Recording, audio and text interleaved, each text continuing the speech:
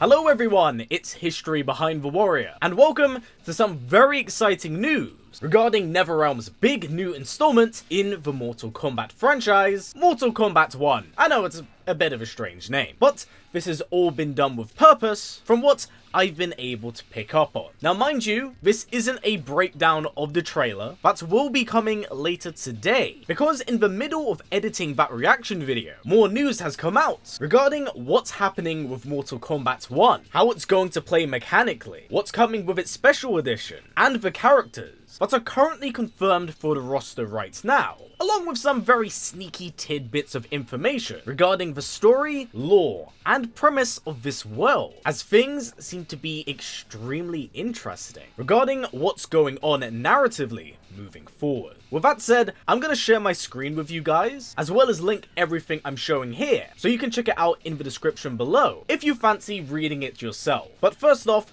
let's go to the Mortal Kombat website, which has taken on a beautiful design. Now, as you can see, quite a bit is going on here, as it features the trailer, the pre-order character, and the date of release, of which I am still very surprised. Now, as we begin to scroll down, we do actually get more bits of information. First, starting off with essentially the premise of this game in the new age of Fire God Liu Kang, with it of course saying the following: "It's in our blood. Discover a reborn Mortal Kombat universe created by the Fire God Liu Kang. Mortal Kombat 1 ushers in a new era of the iconic franchise with a fighting system, game modes, and fatalities." Now, pretty safe to say, it was abundantly very clear that we were going to be in a completely new world here. Something alive, different, and exciting. But of course, the main highlights of this message is a new fighting system, because for the last two games, the variation system has kind of been the center of its gameplay. So with that said,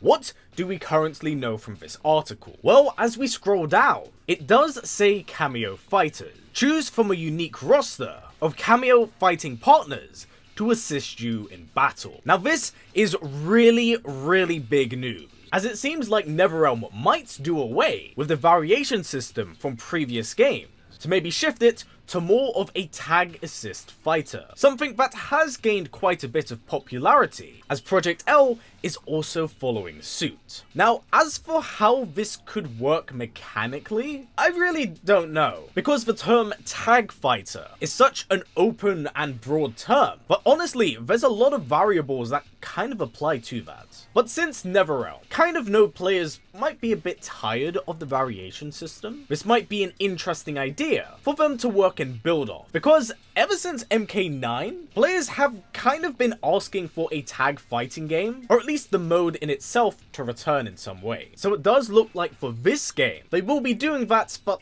probably in a unique way. And I think it's going to be super refreshing going forward, especially with the new tone and change they're really kind of leaning into for this game. But the website isn't the only place that's published quite a bit of information, because on IGN, they've revealed a ton of information regarding what consoles it's coming out on, the premise of the story, its game modes and roster so far, and the different special editions. So let's get onto it. At the top of this article, it does say the following: Warner Bros. Games and NetherRealm Studios have officially revealed that a rebooted Mortal Kombat 1 will arrive on September 19th for PlayStation 5, Xbox Series, Nintendo Switch, and PC. Mortal Kombat 1 is the latest title in the acclaimed Mortal Kombat franchise, developed by award-winning NetherRealm Studios, reads a post on the website. This game will introduce a reborn Mortal Kombat universe that has been created by the Fire God Liu Kang, featuring reimagined versions of iconic characters. Of course,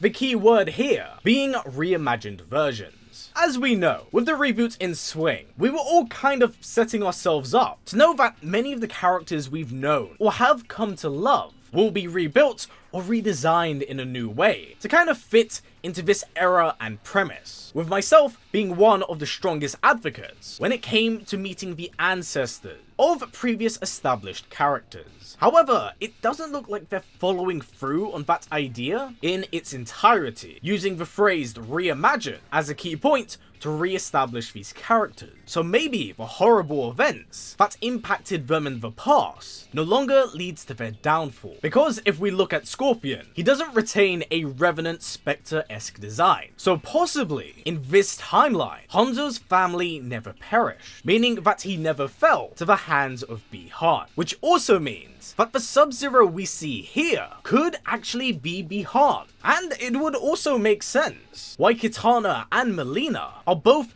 in the same positions they're at, and not at each other's throats. Because maybe Kitana was given position of queen, and Mileena would be given a sister that actually loves her. Thus, a lot of the characters we've come to know and love do essentially get a lot of their arcs done that have really needed to be tied up for a while. But hey, that's just my interpretation. That's not solid in stone at all. But that's what I'm getting from this article here. So again, it says the following. This game will introduce a reborn Mortal Kombat universe that has been created by the Fire God Liu Kang, featuring reimagined versions of iconic characters, as they've never been seen before, along with a new fighting system, game modes, bone-crushing finishing moves, and more. This could very well be in reference to the Immersive Story mode, so we will have to keep an eye out for that. As for bone-crunching finishing moves, I'm pretty sure this references fatalities, but you also got to kind of remember, we did have the introduction of Crushing Blow in the previous installment. So I wouldn't entirely rule out the possibility that some mechanics from 11 could indeed pass over here. Now this is super exciting because we do get some confirmation about characters that did not feature in the trailer here. It says the following. These characters so far include Liu Kang, Scorpion, Sub-Zero, Raiden, Kung Lao, Kitana, Mileena, Shang Tsung, Johnny Cage,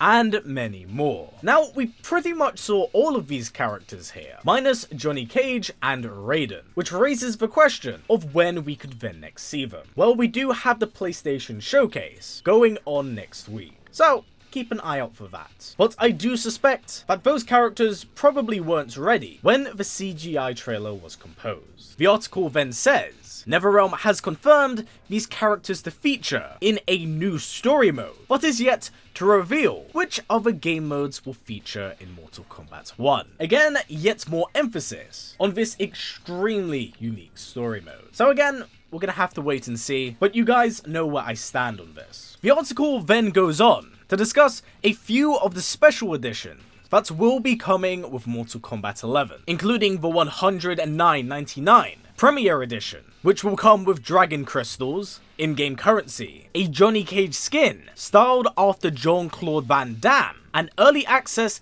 to 6 new playable characters, and 5 new cameo fighters. Now this is extremely interesting, for like so many reasons. First off, the inclusion of a Jean-Claude Van Damme skin looks like the series is finally going full circle. That's a really cool inclusion here. But I'm also pretty damn sure they may have in fact just confirmed that the season pass will be composed of 6 new characters and cameo fighters, which is really strange and unique because that means that there may be characters that are solely designed to function as tag assist mechanics, opposed to that of fully fledged characters. It's a little bit hazy right now, but at least that's what I'm kind of getting from it here. In fact, just beneath the article, it says these cameo fighters are a new roster of characters that assist the player during matches, and are chosen from a unique roster separate to the main Mortal Kombat 1 characters. So it looks like we're gonna have 2 rosters for the game, one based around the main roster, and then one based around assists, which is like super duper interesting. I can't wait to see how that works and functions in motion. Now finally, to wrap it up, it does say a $249.99 collector's edition will be available too, just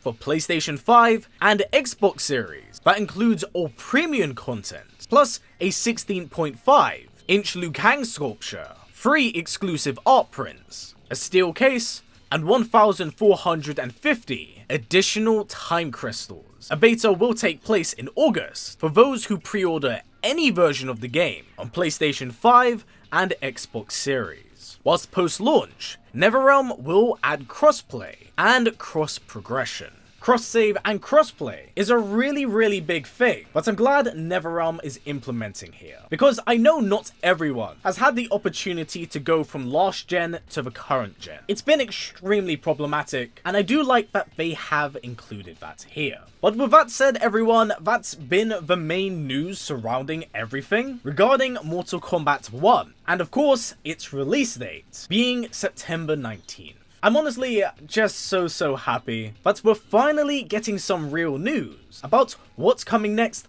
for the Mortal Kombat franchise. I adore this series, and I can't wait to see where we go next. But with that said, everyone, what are your current thoughts on Mortal Kombat 1? Do you like this new premise, era, and idea of these reimagined characters done in a completely new way? And what do you think of the Kameo system? Because I'm super intrigued with the potential it does hold going forward. So yes, please down in the comments below, let me know what you currently think, as I think there's going to be a lot of opinions regarding how this is going to be done and implemented going forward. But for now, everyone, that's been it for me. So as always, stay strong, stay well, and keep on fighting. Take care, everyone. I'll see you all soon.